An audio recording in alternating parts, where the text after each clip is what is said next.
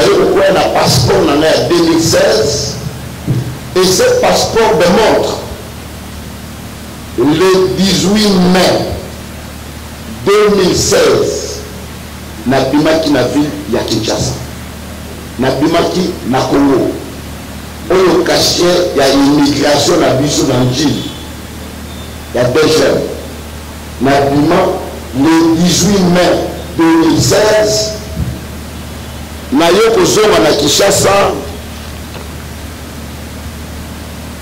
le 25 février 2017 cachet yangoyo na yo kozonga na Kinshasa le 25 février 2017.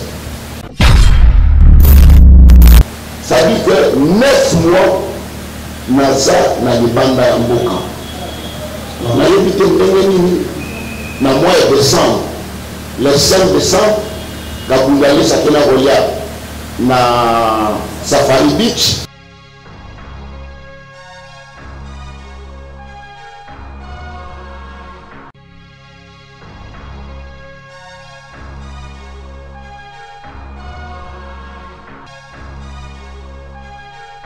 Merci beaucoup na bande ko tout ba rejoindre occasion ko landa émission na bile loto zali awa na conférence de presse ya moko ya basali na Nzambe na komba pasteur Kiziami na oya sali conférence de presse to koyeba lelo par rapport à la circulation de tambola ena ndeko na eka bundu alesa guerre ezali ba na Nzambe ba pasteur belé ba comme mama na ba guerre ba comme mama na ba poison ba comme leto koyeba ke si somo zo tambola awa pasteur kabundu alesa banga batele poison et pas muninga de pasteur Kiziami na mais tant to kota na kati to koyeba ba détail par rapport à ba question to retourner na oya raison c'est la biso na yo ko na passeport na 2016 et ce passeport démontre le 18 mai 2016 nabimaki na ville ya Kinshasa nabimaki na Congo oyo cachet ya immigration na biso na njili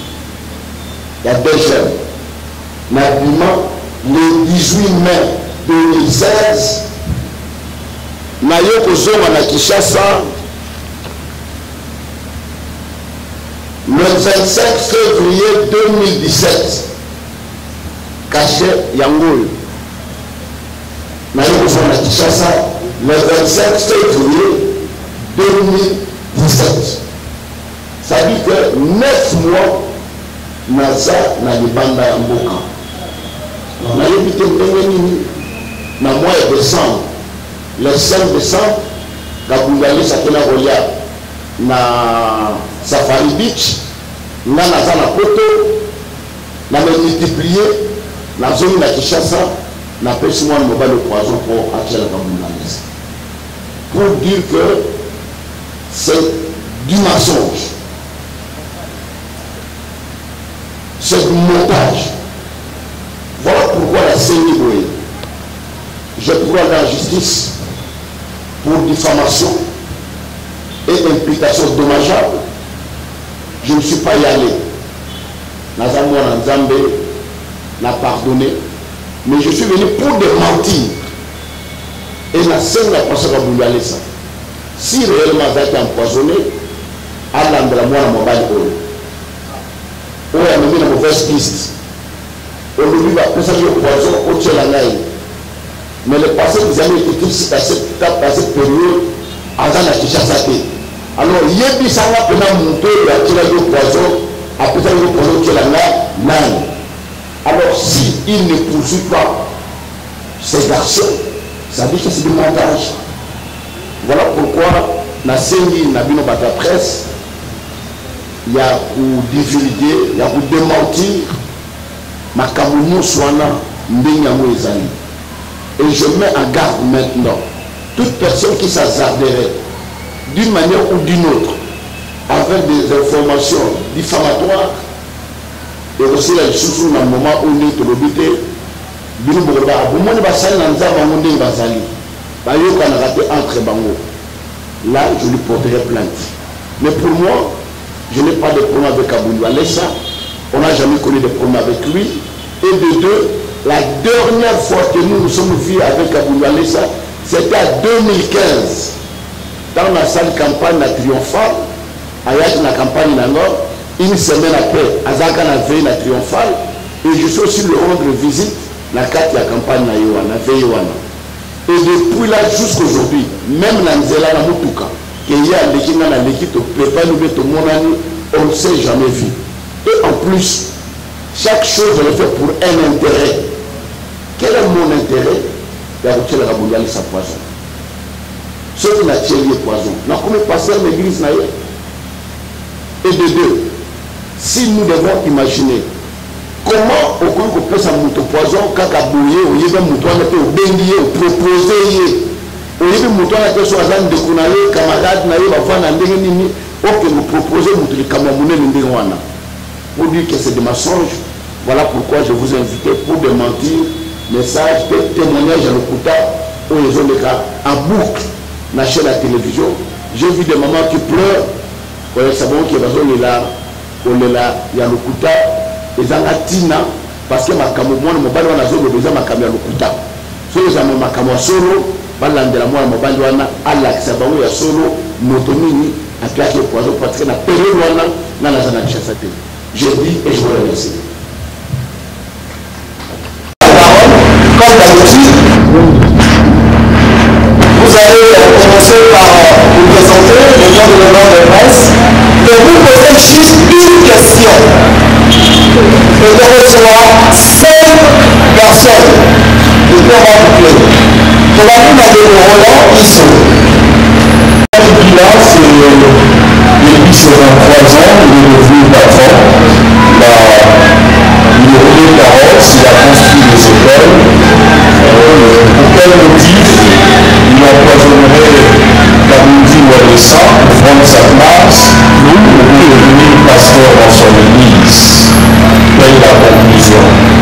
Et pour vous, ce sont des mensonges et des montages. Ma question est celle de savoir, vous êtes réunis au sein du Haut Conseil. Donc, je vais vous appeler pour vous informer de la situation qui n'est pas nous reconnaissons que Aboulou-Alessa, c'est un grand menteur. Du côté montage, le fait, il a fait avec un des journalistes, pasteur Didier Mayemba, il a été même suspendu par l'apôtre Léopold Motombo. Il a fait même avec les guides de Mandégué, nous avons connu la guerre.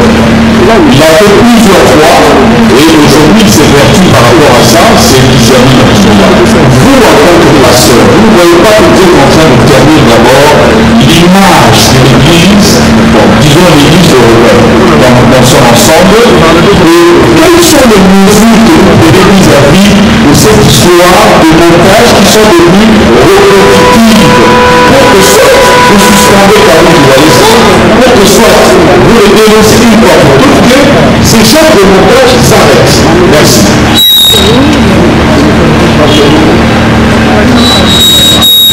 La première chose, on ne peut pas revenir à la question, la commission, la salade. Moi, je viens à ce que le conseil, à ce que le conseil on va être Aboulou-Alessa. Parce que je n'ai pas Aboulou-Alessa qui est la personne, il y a une personne qui est partie de dire. Aboulou-Alessa était dans sa maison, mais une personne qui est partie de dire, n'a eu pardon. Parce que nous avons eu pardon. Je pense que la réaction c'est une réaction normale, le parce que nous avons fait ça dans la date, dans Esika. Et que vous avez savoir que la date où on est Esika, Azalaka Mokoloana. Alors je ne trouve pas à quoi lui pourrait être. Sauf que on peut confirmer le montage si Aboulou-Alessa ne poursuit pas la personne en justice. Pour Moutouana à éclairer, est-ce que Nani a pesakilé, Nani a simanaye, na makamo azali koloma. Pour le reste, je ne peux pas entrer. Et puis vous devez savoir que l'Église a connu les laïcs, État congolais laïque, Moutouana libre, on ne peut pas prendre une décision dans le ministère de Moutoumouro Boye, ceux qui ont la corporation de la bibliothèque. Donc il n'est mis dans le haut conseil, donc on cause à mesure mon côté pour la Tinanaï.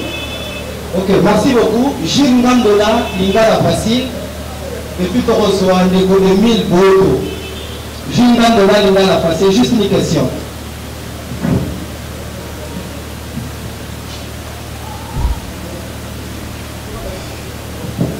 Bonjour évangéliste. Bonjour. Voilà, j'ai une petite question. Moi, voilà, rapidement, parce que vous avez facile.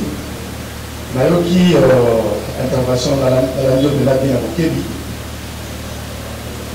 Ceux qui ont l'année par amour depuis Banda, comme l'a dit mon estimé confrère Roland, et Banda Kala. Oh, Kizamina, Aboye président Tshisekedi. Kizamina, Asadi Boye, à Bichaya Université. Kizamina Boye, Kizamina Boye, Kizamina Boye. Makamamo Zolanda Nakaka. Ti na Oyo, Komi Oyo, il y a pasteur évangéliste de Kabundu Alessa. Sikoro, Bakoro, Baluba, Bakaka, Bakulut, Bakaka, Mayina, Pamate. Sikoro, il y a un moment où on a au Bissou Toyebi, dans mon barreau, ça fait des années. Aux amis qu'on s'est reproché pour la ligne, parce qu'il n'y a pas seulement Kizamina qui est l'homme de Dieu, na Mokaoui. Mais Makamoto Wale Dimagara, n'a pas moi Kizamina fait ceci, il a fait ceci, il a fait ceci. Moi je me rappelle la dernière fois, vous avez vu les aéroports à Til, la dernière fois, tu as vu l'aéroport à Til, vous avez vu l'aéroport là. Na molo de Mokene. Si vous avez tout maintenant. Et ça la canine kaka Kizamina. Et puis ceux qui osent pourquoi de plainte comme empoisonnement, pourquoi ne pas seulement porter plainte parce qu'il s'agit de votre personnalité, n'hésitez pas. Parce que au limite ça oui, c'est bien bon, mais au contraire, au limite ça va petit peu loin. Merci. Merci. Merci, tu as posé des questions.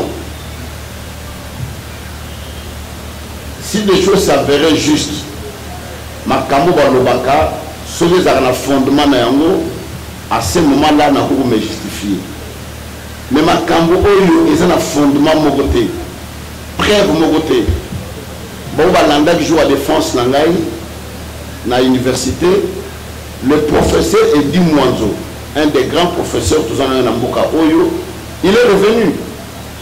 Dans Makambo attaque, mais bino naba journaliste est-ce que vous mona biso na université de sala PV ya kolobaki examen na triche mais ceux qui PV zate biso ba kolo université ba professeur na ye to sala ya ngote sur base de quoi bino bo justifier yango c'est des montages. Alors ba makambo ba lobby ya mbongo ya oye makambo ebele. Je sais qu'il y a des gens qui sont là peut-être de manière à faire la volonté manifeste, il y a nuire la réputation dans l'aïe. Pourquoi quand ils aiment le bazar, il y a des gens qui cherchent à ternir mon image. Mais toujours est-il qu'ils ont un bazar juste. Nous sommes dans le bacal, et ça va toujours, il y a le quota et qu'il y a la musique à terre. Je n'ai de problème avec personne et je ne me reproche de rien.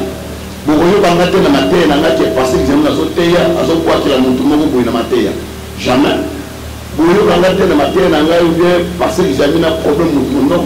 Ce sont des gens qui veulent nuire à ma personne et à ma personnalité, mais et aussi parce que je sais à qui je crie.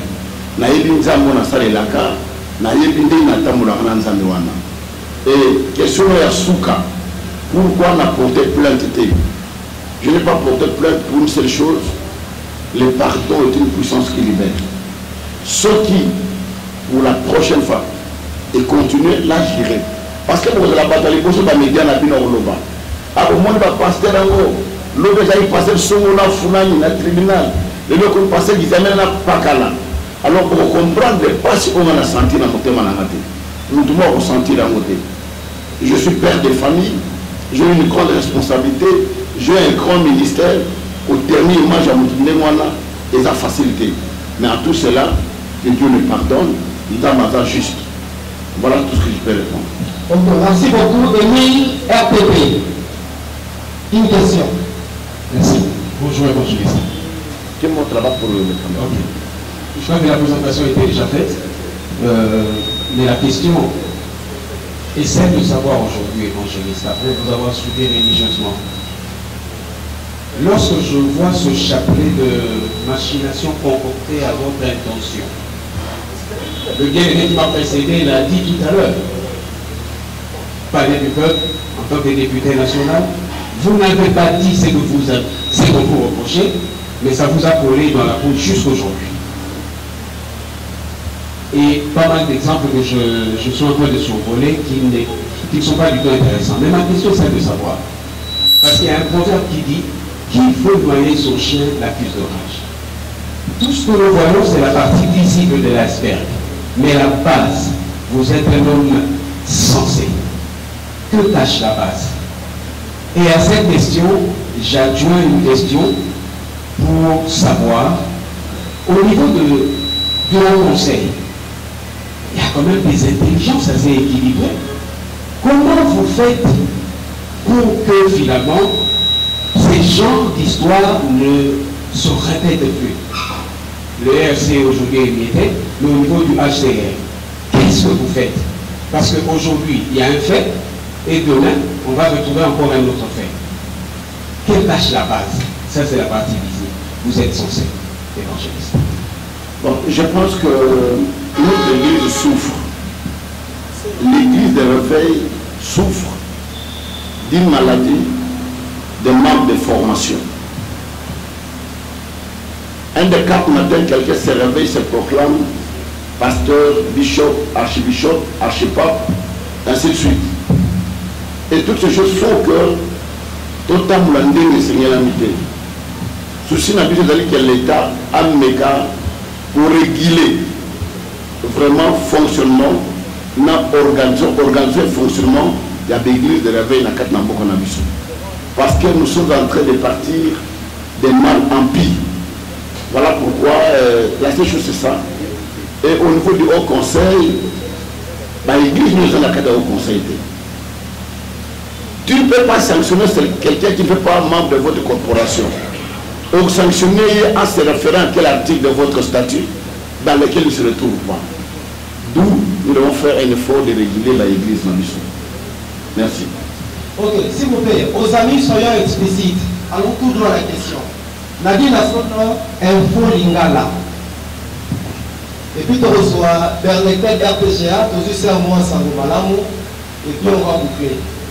Nadine Nasono, info Lingala. Évangéliste Modo. Nalamdi Malubanayo. Pour le bien du soccer. Dernière fois, on a qui na évangéliste Kabou Valessa. Et dans la 2015, au Belaka BNA, les Payaka campagne. Depuis maintenant, au Tikan Soukou Monana. Quel tour mon Soukou? On l'a mis, nous avons fait une entente. Au Benganate, et nous, comme on contribution pour tout ça, Awa, attend mon ami de Konama, c'est que Bengana Katokoma. Allez, au Benganate, n'a pas la boue. Moi, de mon côté, ça qui n'a fait, oh le lélo et Sarake, va monter pour mon compte, et puis la pasteur Baza et Bélé, pour la nuit, bague de temps à Kakaï. Merci. La première chose, on le bague, tous en a 4 namboka, mouton moutazana, occupation naïe, mouton moutazana, organisation naïe, bon, monique est au coup dans 2015, en 2016, on a sali 9 mois na poto. Na salaki a wade tan na zongi. Nazaki pris na 4 na musala. Et tant on a travaillé na zone lisusu et na eu na moi mon temps on a bandé na zone sous université mais na comme na moi tant mingi awa na 4 na mboka.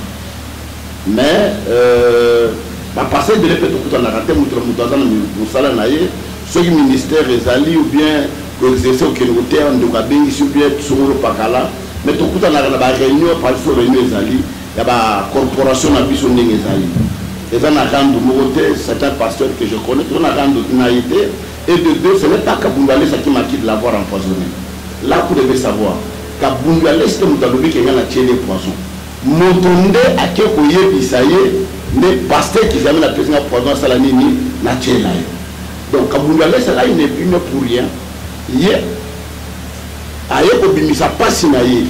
Maintenant, quitte à lui, Kabungale, c'est à Roland Moutola parce que la date où il faut reconnaître à Kenya la Safari Beach, à abimisa ba photo eza le 5 décembre mutu wana mpe azokondimake ezalaki na mois ya décembre mais mois ya décembre wana ngai naza na Kinshasa te banda mois de mai ti février mbula elandi naza na Kinshasa te alors kita ya kolandela mutu wana ayeba mutu mpenza ya solo eza nani alors rendre mon réalité, voilà, je pense que tout ce que je peux répondre. Pourquoi tu pensez qu'ils aiment là, je ne sais pas.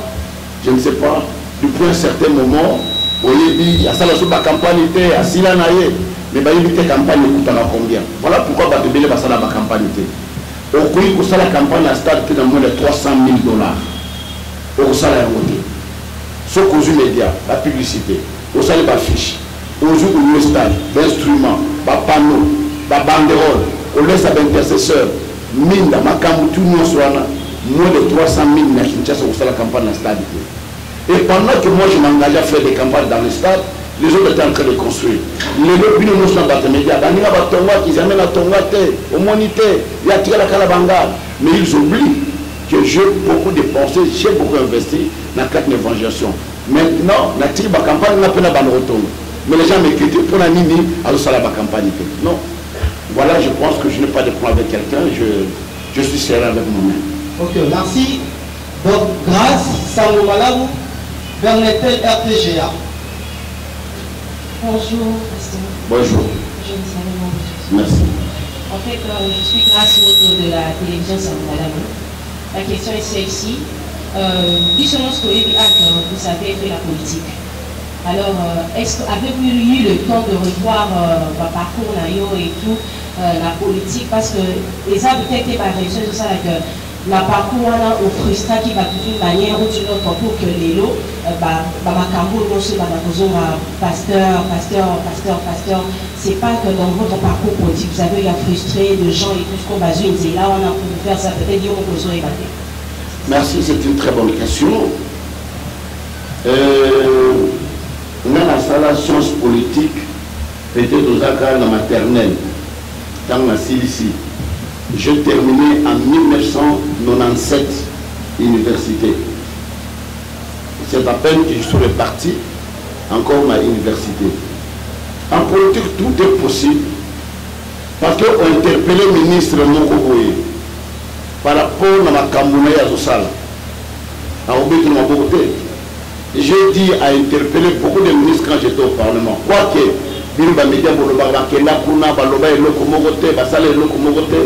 mais si vous prenez vos amis dans le YouTube, beaucoup de monde a une intervention dans le Parlement, et le ministre est interpellé pour l'ambition. Je ne sais pas. Moi-même, je ne me reproche de rien. Véracité. Donc, j'aime être verdict dans ma Kambounanga. Na linga okine gauche droite te na linga na la sincère na ngamoko pe ba kombine ya boué na la linga ngote même au timbo place wana je vous l'ai dit plusieurs fois na parlement va pesa biso mouvement au changer constitution tous les députés ont pu avancer dans j'étais le seul au Mbongwa parce qu'il avait voté non pe na boya na Mbongwa chaka ko lobela ngote parce que vous étiez dans la salle ce jour-là pour lobela ngote qui est passé ils avaient laissé le pour dire non et il a refusé même des primes qu'on leur a accordées. Voilà, je n'ai pas de problème avec quelqu'un. Merci. RTGA. Merci beaucoup, évangéliste, bonjour. Bonjour. J'aimerais bien que votre réponse soit en français, parce que c'est oui. le journal télévisé. Merci. Moi, je voulais juste savoir la vie de l'Église, votre lecture par rapport à l'Église corps du Christ aujourd'hui. Alors là, j'aimerais bien savoir, est-ce que l'Église du Congo aujourd'hui est politisée ou bien elle est toujours apolitique? Parce que moi j'ai tenu une émission avec l'évangéliste Sonny Kavuta qui a même déclaré que lorsqu'il a pris position par rapport à Bonsar Malonda. Et vous avez même eu à dire que Sonny Kavuta n'engageait pas toutes les églises et il ne pouvait pas engager les églises dans ces discussions-là. Alors j'aimerais bien savoir, aujourd'hui l'église du Congo, elle est toujours apolitique ou elle est politisée? Merci. Merci de vous poser une question qui a été l'objet de mon travail de licence. En 1997, mon travail était sur la politisation de l'administration et ses conséquences en République démocratique du Congo. Vous devez savoir une chose, qu'à chaque fois une institution est politisée, elle est détruite. Aujourd'hui, je ne saurais pas vous dire que l'église est politisée, parce que moi-même, mon église n'est pas politisée. Je suis ici dans cette église, je fais la politique, et vous verrez que je ne parle jamais de la politique dans mon église, dans mes prédications. Si je dois faire la politique en dehors de l'église, c'est certain que les hommes politiques sont comme des caméléons. Au moment des élections, vous les verrez, ils vont se faire des frères en Christ. Ils viendront dans nos églises pour avoir des voix. Et il y a certains pasteurs qui sont des lardins, qui essayent de s'éclipser pour avoir quoi que ce soit et arriver à politiser l'église. Mais en réalité, l'église est en politique, ne peut pas être politisée. Les gens de l'église peuvent faire la politique, mais l'église elle-même ne fait pas la politique. Voilà ce que je peux répondre sur celle-là. Ok, merci. Jean Mouyamba, quel boulot? Évangéliste, bonjour. Bonjour. Nauti Bolanda, Madame Outi Boloba Awabia.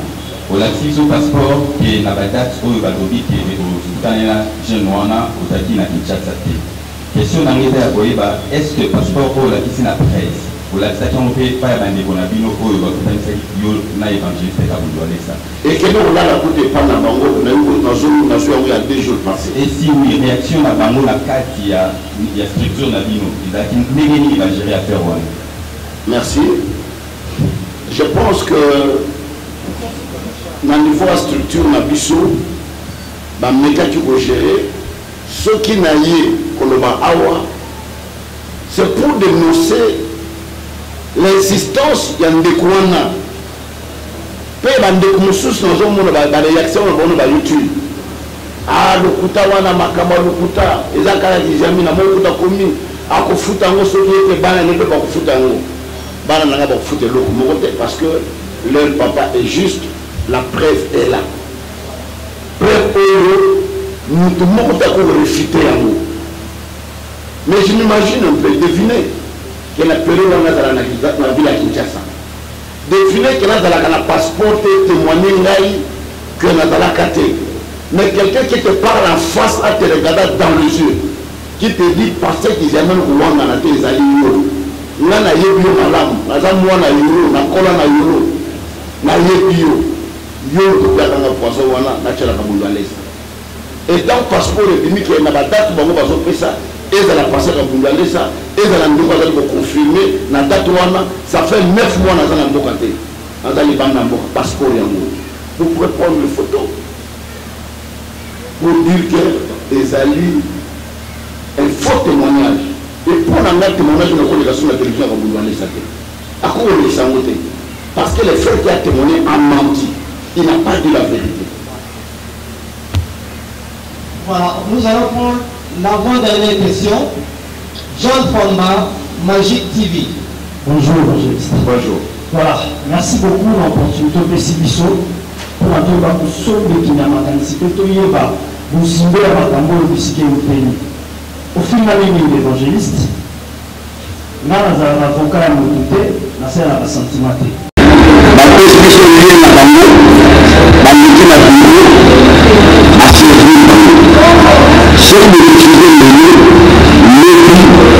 y aura quelqu'un ici dans mon bureau, la liste il y aura dans les liens de nos amis, et sur les télévisions en clair, et puis sur le plan média en bureau, pour que Baba n'a pas plan média.